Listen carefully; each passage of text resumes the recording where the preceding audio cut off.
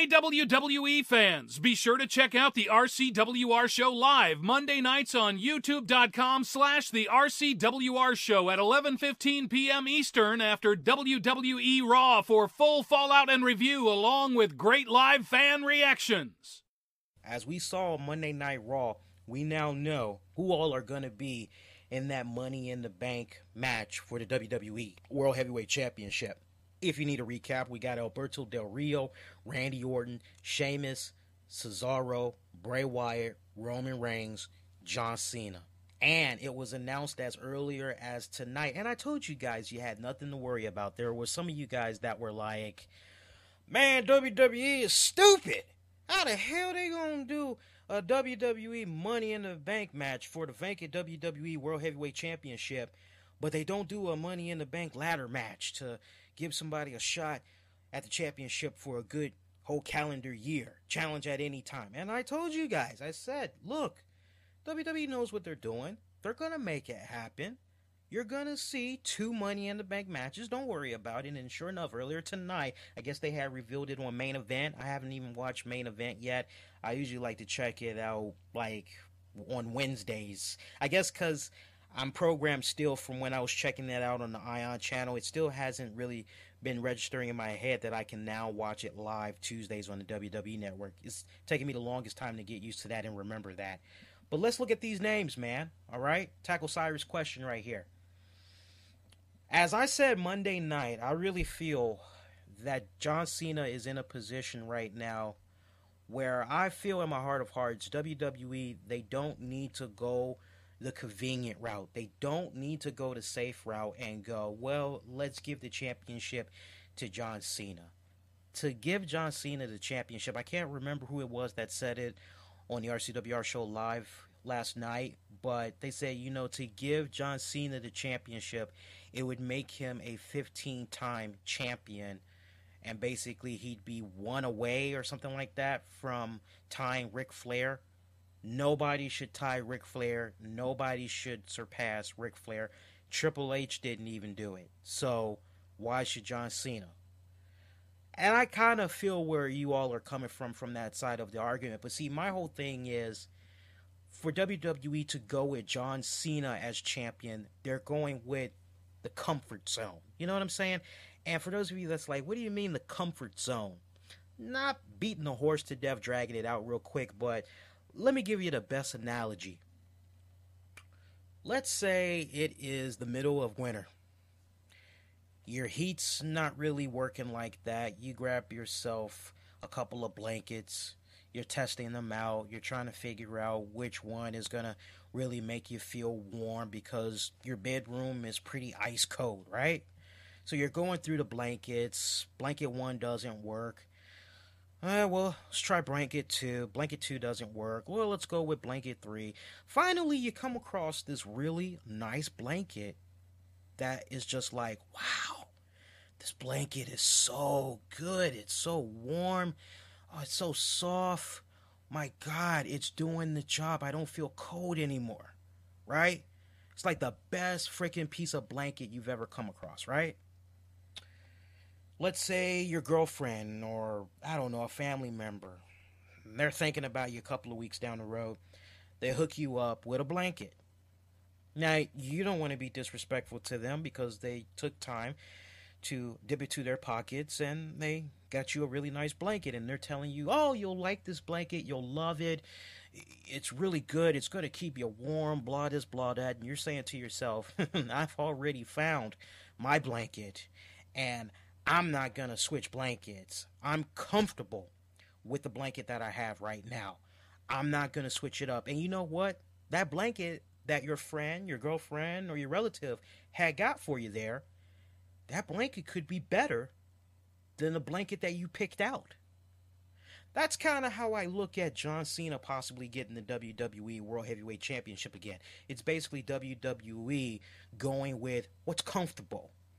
And I think they're at a point right now where they don't really need to go with what's comfortable. Now's the time for them to experiment and see what they can do. Usually WWE, past several years now, I would say at least maybe within the past, I could say maybe 5 years. I don't know if I want to go back any further than that, but it kind of seems like the summertime, they experiment a little bit with certain people on the roster to see what kind of a rise they can get from them in the WWE universe if it's clicking and all that. You know what I'm saying?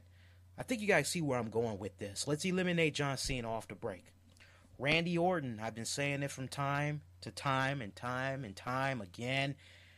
Randy Orton, I love Randy Orton. I love him tremendously. He's got a great look. He's got great in-ring ability. The one thing that I've always felt has been the enemy of Randy Orton, it just seems like Randy Orton has been stuck in that mode from like 2005, I think it was, 2005, 2006, whenever that period was where Randy Orton had punted Stephanie McMahon and he messed up Vince McMahon, and that basically had enraged Triple H, and they had their whole feud thing going on. Remember that Randy Orton? That was actually a pretty damn good Randy Orton. Well, we've been getting somewhat of a watered-down version of Randy Orton since then, and it's just been the same Randy Orton the past several years. It's like, if you were to have Randy Orton wrestle a match against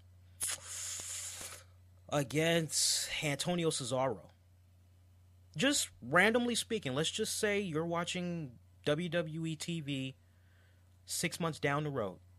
You're just channel surfing. Just pretend you have not watched the WWE product for about 6 months. You turn it on for the first time in 6 months. You see Randy Orton in the ring with Cesaro. Do you know if Randy Orton is a face or a heel? You know, it's really kind of hard. You know what I'm saying? Randy Orton has always, like, when he's gone the heel route, it's like, well, nothing's really changed. When he's gone the babyface route, nothing's, like, really changed. He's been good when he chases after the title, but his main problem is once he gets the championship, I don't know what it is, but he just can't keep that momentum going, and it's very unfortunate, you know? But I think they've played that experiment out to its fullest extent. I don't think they need to go with Randy Orton for the WWE World Heavyweight Champion. So let's eliminate Randy Orton. That now leaves us to Alberto Del Rio. Come on, do we really need to see Alberto Del Rio as champion again? Really? I don't think we do. I love ADR. I think he's phenomenal in the ring. He's a great technician. But you know, he's no Eddie Guerrero. Let's be for real.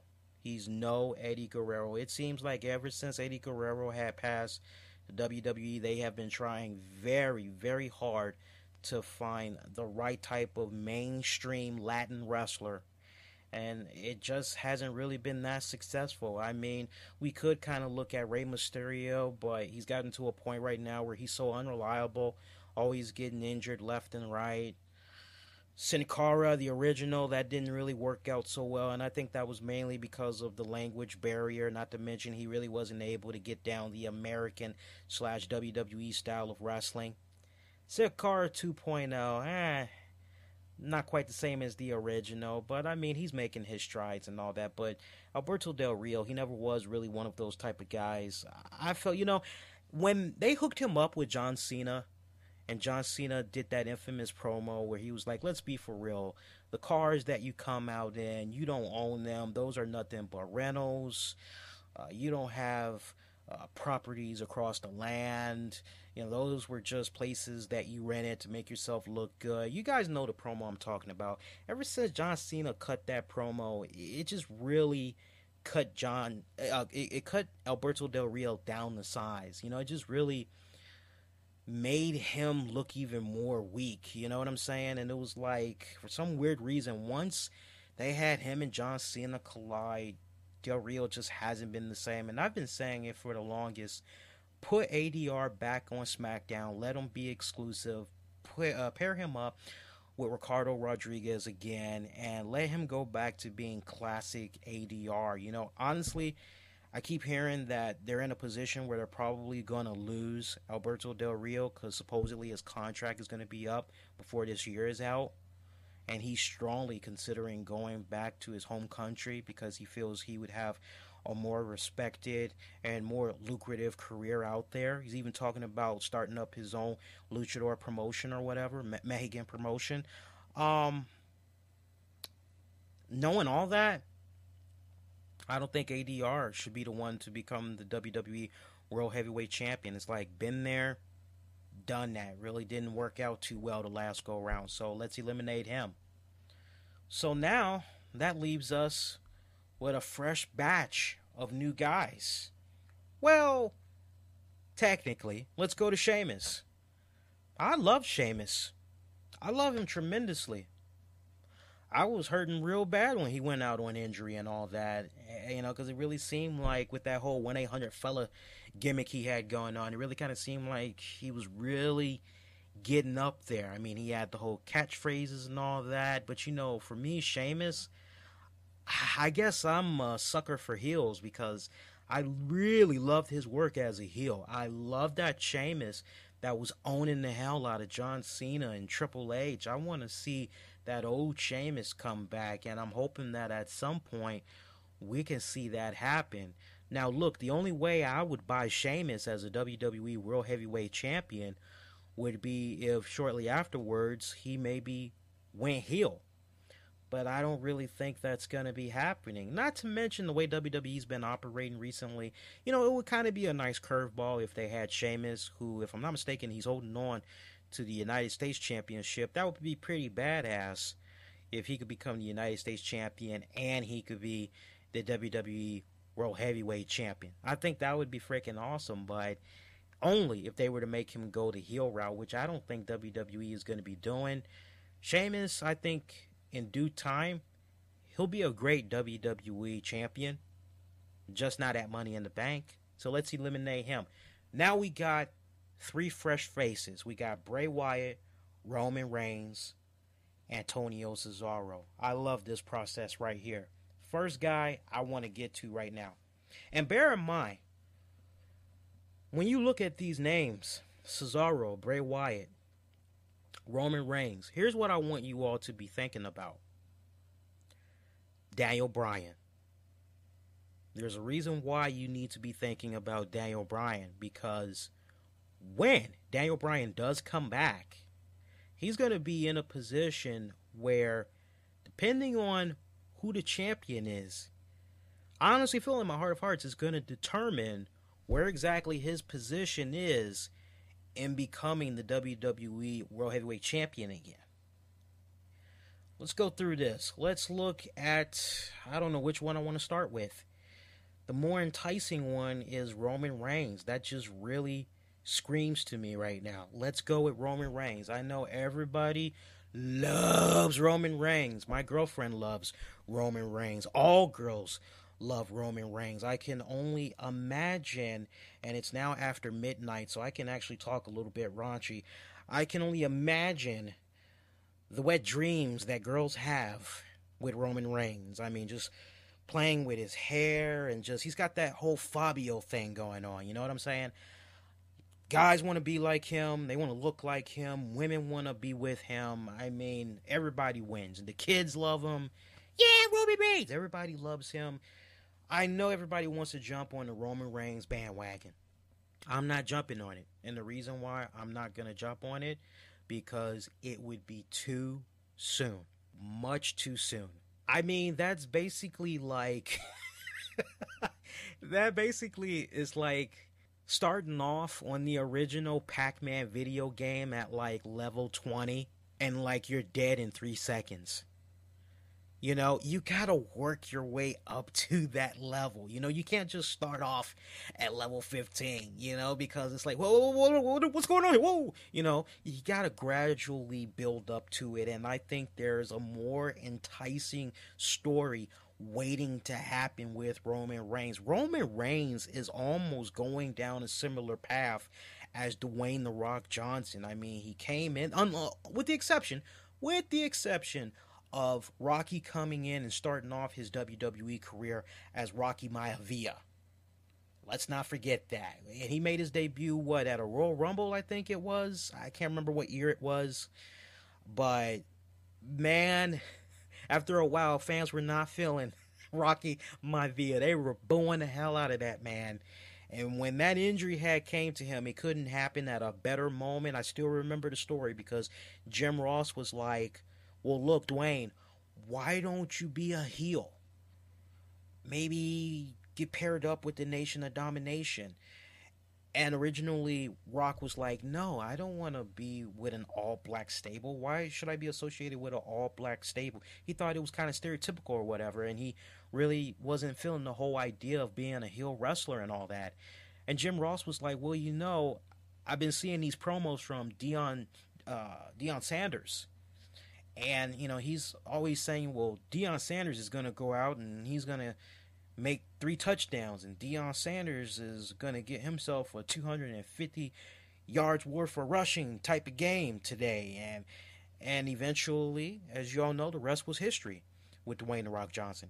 Roman Reigns is definitely going in that path of a Dwayne "The Rock" Johnson. He's already done the stable thing. Now it kind of looks like he's slowly starting to come into his own as a solo guy and everything. They've brilliantly planted the seeds from this past Monday Night Raw that we could possibly be seeing Roman Reigns take on Alexander Rusev at some point, unless they want to go the Jack Swagger route, or maybe they want to go the John Cena route, or maybe they can juggle all 3 of those guys and have them work a program with Alexander Rusev. Who knows? We'll see in a couple of weeks. I mean, it's nice to know that Lana and Zeb Coulter are involved in a Twitter war, so it looks like at some point we definitely will, and I'm happy about this because I've been saying it for weeks. Can we please get the Real American taking on the big Bulgarian Russian already, you know? But Roman Reigns, he's just not quite there yet. It's just not time, folks. I know you all want it to happen really badly. You love the idea of it, but WWE, the sweeter payoff for Roman Reigns, let me tell you something, would be like at a WrestleMania, if they do it right.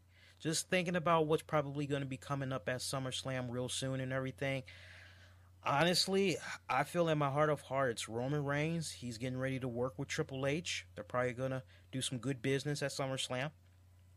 Really help setting up Roman Reigns as a main event type of guy. That's how you all really need to be looking at it. Now, don't get me wrong. Roman Reigns is going to have a really great outing at Money in the Bank. I dare say, I think in like the final precious minutes of the match, WWE is probably going to just really tease the hell out of you guys and be like, Roman Reigns, it's his. By God, could it be Roman Reigns?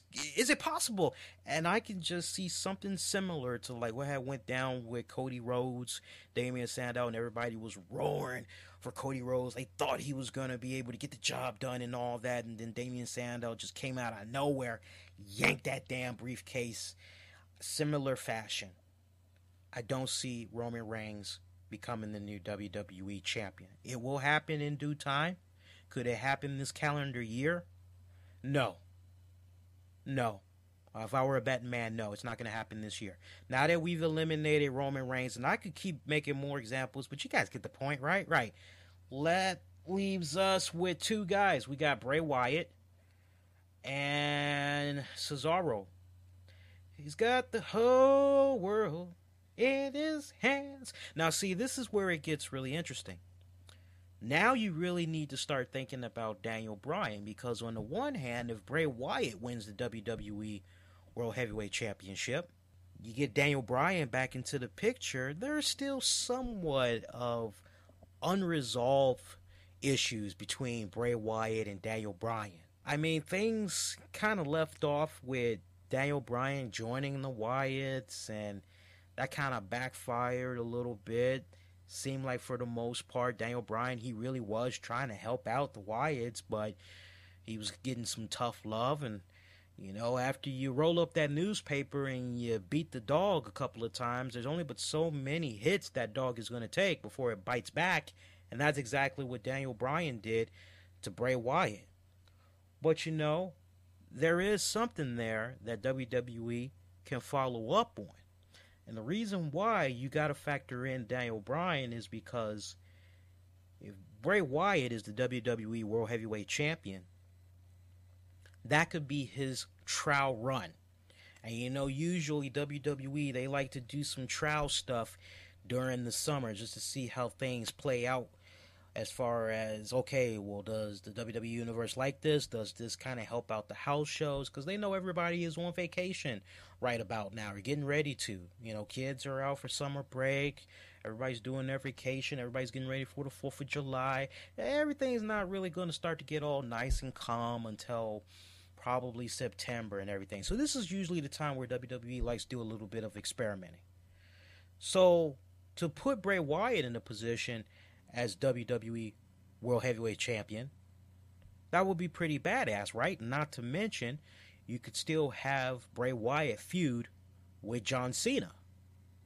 So you got two opponents right there just waiting in open arms for Bray Wyatt. Bray Wyatt very well could be your WWE World Heavyweight Champion. Now, depending on how the ticket sales go and everything, and the house show attendance, pay-per-view buy rates and all that, a lot of factors come into play with Bray Wyatt being the champion. Everything's on point. He does a pretty damn good job. Folks, Bray Wyatt could be champion a little bit longer. Very well possible. Antonio Cesaro. I keep looking at Antonio Cesaro, and I just keep saying to myself, how badass would it be? And this is the storyline that I just keep loving. I've been playing around with this for the longest time. I was one of the first people to bring this up a good while back. Cesaro, WWE World Heavyweight Champion. It's got a nice ring to it, and I'm going to tell you the reason why. Just imagine Cesaro as the WWE World Heavyweight Champion. Imagine maybe like 2-3 weeks later, Brock Lesnar shows up. Paul Heyman's kind of like, wow, hey, it's my client, Brock Lesnar. And Paul Heyman's kind of like, Brock, what are you doing here? I didn't know you were going to make this appearance. What's going on? Brock doesn't really answer. You know how Brock's been rolling. He shows up, he does his thing, and he rolls out. We don't see him again for a couple of weeks. But in a nutshell, Brock Lesnar could be jealous and really steamed at the fact that Cesaro is the WWE World Heavyweight Champion, as that's what Brock Lesnar wanted. And Brock Lesnar could be having a little bit of beef / heat with Paul Heyman and say, look, man, that belt should be mine. How come you didn't do everything you can to put me in the position of being the WWE World Heavyweight Champion? How come you didn't try to get me involved in the Money in the Bank match? And we could see Paul Heyman actually feel a little bit intimidated by Brock Lesnar. And Paul is kind of like, hey, look, I'm going to make things right. Just stay cool, man. I'm going to try to see what I can do for you. And I could see a perfect angle play out where Paul Heyman is like, look, man, you know, Brock's pretty upset. He wished that, you know, he would have been involved in the Money in the Bank tournament and all that and gotten a shot for that championship. Won't you make it up to him and give him a match? And Cesaro could be like, I don't really think that's a good idea. You know, I think I may need to think about that. That's one route Cesaro could go. Or Cesaro could be like, you know, hey, look, you know, Paul, I'll do anything for you, man. You know, you helped get me to the dance. Sure, I'll help you out, no problem. I'll give him a match, sure. We're all on the same team, right? Whether or not this match happens at a pay-per-view, I'll let you guys figure out the details. But basically, the way I see it coming down, Cesaro defeats Brock Lesnar for the championship. Brock Lesnar gets real pissed, just starts destroying the hell out of Cesaro. You have Paul Heyman basically be in a position where does he continue to show his alliance to Brock Lesnar, or does he go with Cesaro? So a little bit conflicting right there that Paul Heyman will find himself in. But you also can't help but think about the just open door of opponents that could be there for Cesaro. I mean, my God, if you do it right and you can get Cody Rhodes away from this silly-ass Stardust gimmick, he would be a good contender to take on Cesaro. You could get Big E Langston in there. You could get Sheamus in there. You could get John Cena. You could get Daniel Bryan in there. My God, you got a lot of good combinations in there. You could go with R-Truth. You could go with Kofi Kingston. Now, some of these names that I'm throwing at you guys, you all might be like, Lee, why are you giving us the utility guys?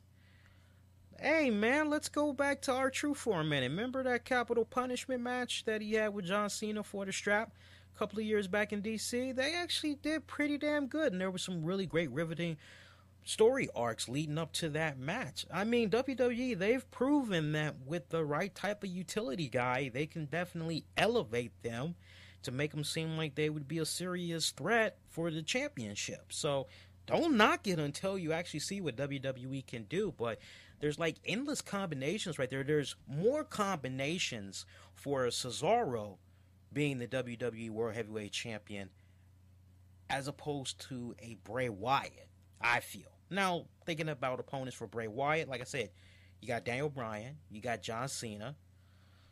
I guess you can kind of put Sheamus in there, right? If you wanted to get Randy Orton over as a babyface, then maybe shortly afterwards you would flip Sheamus and make Orton a face, and then maybe you can kind of throw him in there so that he could feud with the Wyatts. So there's another face that could go against Bray Wyatt. Bray Wyatt, Wade Barrett. You know, Wade Barrett, he's in a unique position right now where eventually I think WWE is going to need to turn him babyface because everybody is saying his catchphrase. They really love him. And he's really playing up to it. You know, he's not belittling the fans. You know, he's not really... God, now that I think about it, within recent weeks, he hasn't even been saying derogatory things to the fans, you know, making fun of them, being obese and all that other stuff. It just seems like he's really been playing up to them a lot. So, just keeping all that in mind, you know, I guess you could say if they were to do it, Bray Wyatt, Wade Barrett as a face, that would probably work really well, too, I think. But, Bray Wyatt, Cesaro. And see, here's the other thing that you got to think about. Everything that I just laid out with Cesaro would probably be champion longer than Bray Wyatt because of the potential money that you would be able to make from a feud with Brock Lesnar, especially if you're trying to have Cesaro go over as a mega babyface. And what better way to do that than have Cesaro work a program with Brock Lesnar? Do you really need to have the strap be involved? No. My heart says Cesaro should be the WWE World Heavyweight Champion. He's got a great mouthpiece in Paul Heyman that could definitely help him out with the promos and all that. But my mind is saying look at the overall complete package in Bray Wyatt. Folks, I got Bray Wyatt being your WWE World Heavyweight Champion. I mean, he's the perfect package right now. Every time he wrestles, never a dull match. I'm always entertained. He cuts really great freaking promos. I will give him that, no shadow of doubt. Great freaking promos. You know he's getting help from Jake the Snake Roberts? I mean, it doesn't get any fucking better than that. You're getting help from Jake the Snake Roberts. Bray Wyatt, all the way. If it's not going to be Bray Wyatt, my second pick is Cesaro. But I'm looking at one of those two guys. My priority pick, Bray Wyatt. Sound off. Let me know what you guys think.